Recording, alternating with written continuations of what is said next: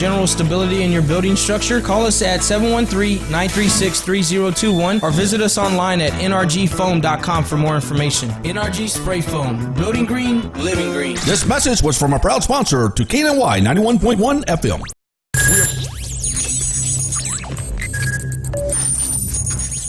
We are broadcasting live from the Woodlands, Texas to the world. You're listening to the only multimedia FM station in Houston, Texas. Your Fusion Radio. Top 40s, dance, Latin, country, pop, rock and roll.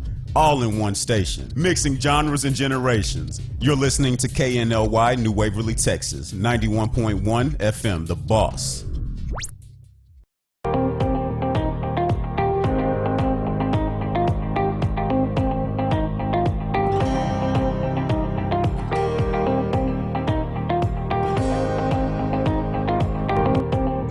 Good morning and welcome to today's Entrepreneur. I'm Armani Cassell with head instructor Tisha Butler from the Way Dojo.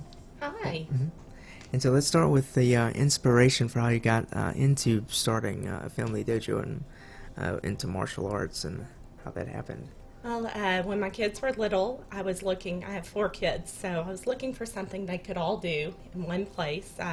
So I joined a martial arts school, Taekwondo.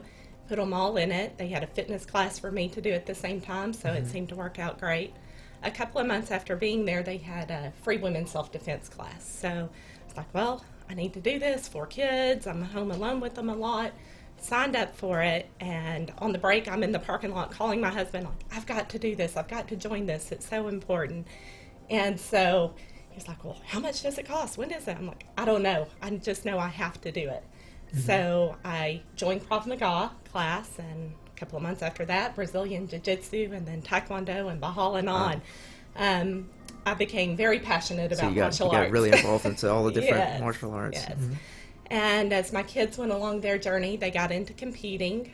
One of my daughters started making the national team at age 13, and she's a world-ranked fighter.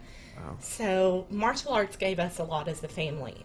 It helped us bond. It gave us a sense of community, helped us meet some amazing people from all over the world. And in the back of my mind, it was always like, one of these days I want to own my own place. Right. And so, in fact, the school that we started at, it was owned by a family, mother, father, their kids. The adult kids helped out in it, and I just thought that would be wonderful. That'd be something wonderful to share with my kids. So when the opportunity came up, we found the perfect place, and we just decided to go for it. So that's been about a 10-year process? Yes, a 10-year journey for us. So definitely embarking on a new stage of our martial arts journey now. And I was going to introduce a question that I had for as an example of journeys to a black belt, and if that's interrupted in any way, how would you get back on that path? And it actually happens a lot. My oldest daughter did Taekwondo when she was younger, and then I had baby number 4, and we got out of it for a while, and then when we all got into it, she started over. She was a blue belt, so she had to start over. Sometimes you have to do that if it's a different type of martial art or if you've been out of it for a while. At our school, we honor any Kuki 1 black belt, so anybody coming to our school with a Kuki 1 black belt, we honor it. But it's, really wonderful to go ahead and start back on that journey if you have to take a break. And I noticed you mentioned multiple different martial arts, so can you tell us about what you offer there at the Way? Yes, we teach Taekwondo, so we have unlimited Taekwondo programs. We also, off of Taekwondo, we have a competition team, so if you wanted to get into the competing and see where that could take you, Becca Butler, my daughter, is our head coach. She's a world-ranked fighter, so she's been there and knows how to help your child get there. Also, we have a leadership team, and we offer leadership in all of our classes, but this is a program that takes it to the next level. There's an actual curriculum. We go through different life skills, so they're either working on focus and what is focus, and how do you set a goal? And once you set a goal, how do you focus on that goal and accomplishment? Or self-discipline. What's the difference between someone having to make you do it and you doing it yourself? Right. Confidence. How do you be confident? How do you communicate with people? So that program handles all of the skills that you need off the mats beyond being able to kick or punch. And then we have special needs programs and homeschool PE that is Taekwondo-based programs. Okay. And in addition to that, we have Krav Maga and Kadima Women's Self-Defense and Cage Fitness. And we'll definitely get into self-defense, especially later, especially now with current events. So make sure to talk about that. But and that's one other thing is that I noticed you don't have to be in a competitive role with martial arts. No, everybody's journey to black belt is unique. So even amongst Taekwondo, you can have a journey that involves a lot of competing, like Becca did, or a journey like mine that is more about learning the skills on the mat and Okay. passing through the belts. And then the Krav Maga and Kadima Women's Self-Defense programs are not competition-based at all. You do not go to competitions. You learn how to defend yourself.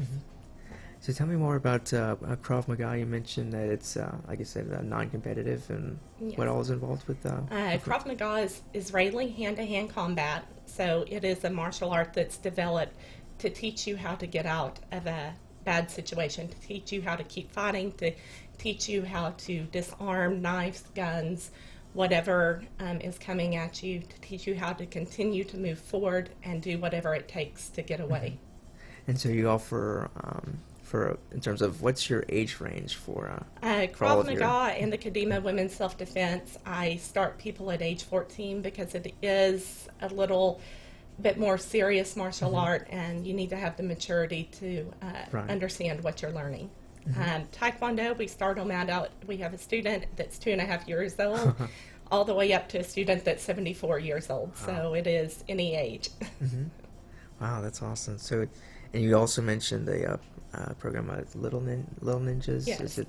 Little Ninjas is a program we have. The classes are at noon every day, and it's for 2 to 4-year-olds, and we offer the Cage Fitness at the same time. So mom can get a okay. workout, and the little ninja can learn all the basics of Taekwondo and martial arts, and so it's really awesome. Yeah, that's really great, both for in terms of the community aspect, since you mentioned that the journey to black belt is not just the journey, but also the community, and that's what makes the way unique. Yes, it was my vision to not just create a program where you come, you step on the mats, do your class, and then you leave. I wanted a community. It was something that made my family fall in love with martial arts. It was belonging to that community where we got to know the instructors, we got to know the families, and we all went through this journey together. You know, they were there to help us mature our children into leaders, and so that was important to me, to create a place where families love being a part of the community, where, you know, sometimes I have students that it's an hour after class and they're still there because they want to hang out, and I really love that. All right, well, let's get into the self-defense part, especially regarding current events, unfortunately, going on.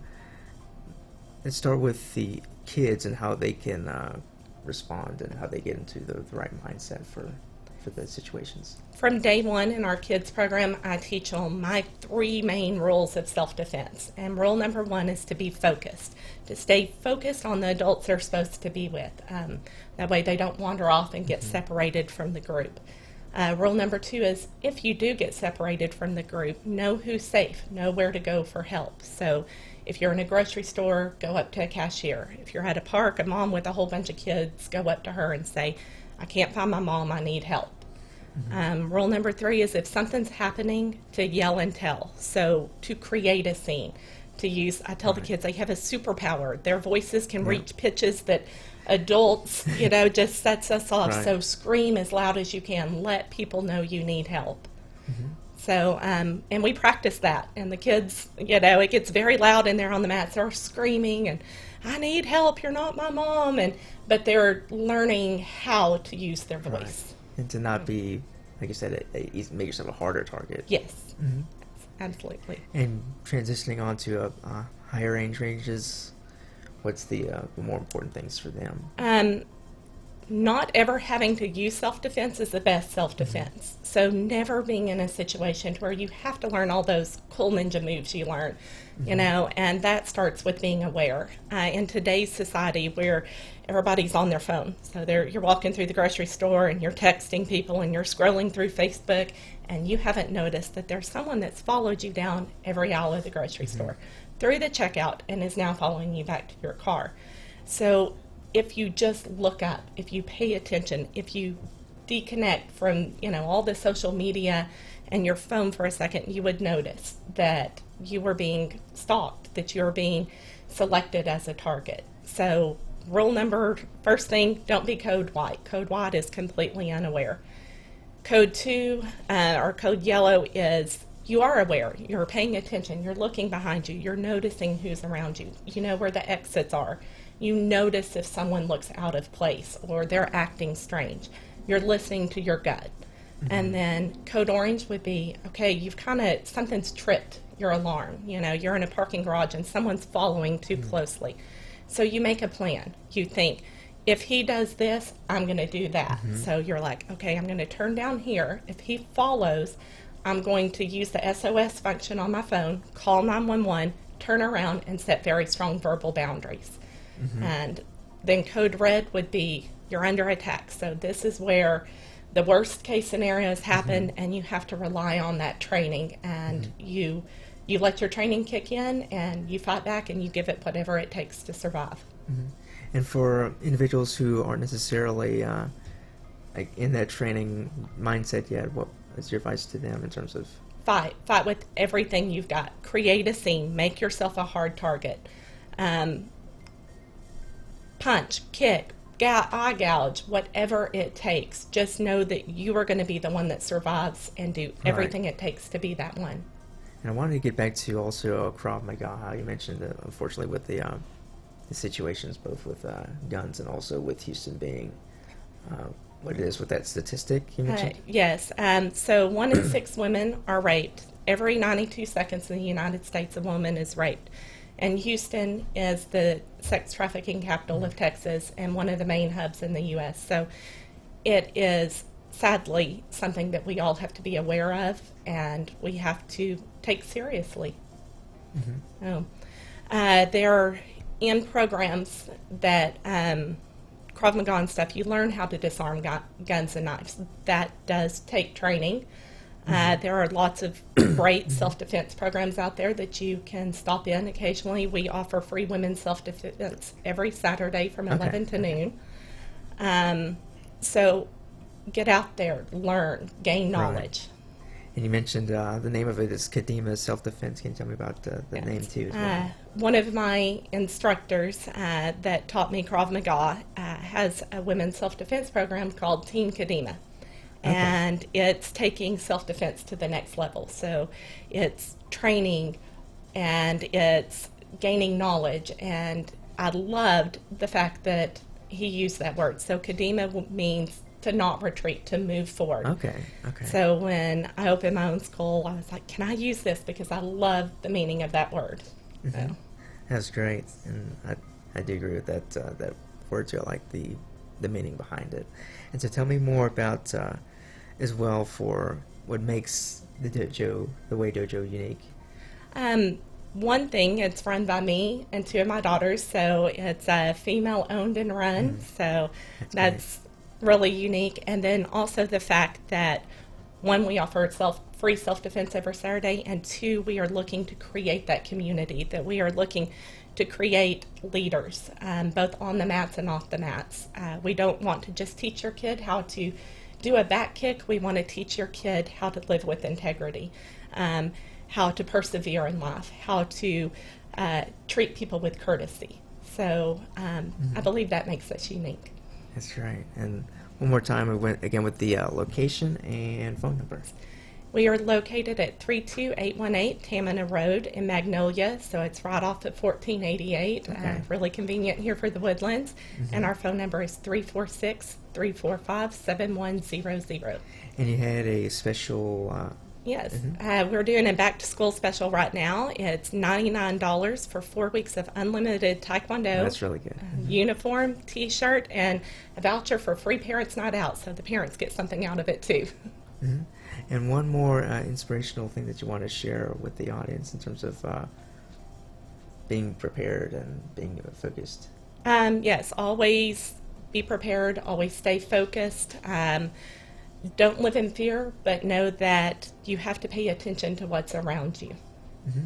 And again, I want to thank you again so much for coming to KNLY and Today's Entrepreneur, and this was really a great interview. So thank you and have a great day. Thank you.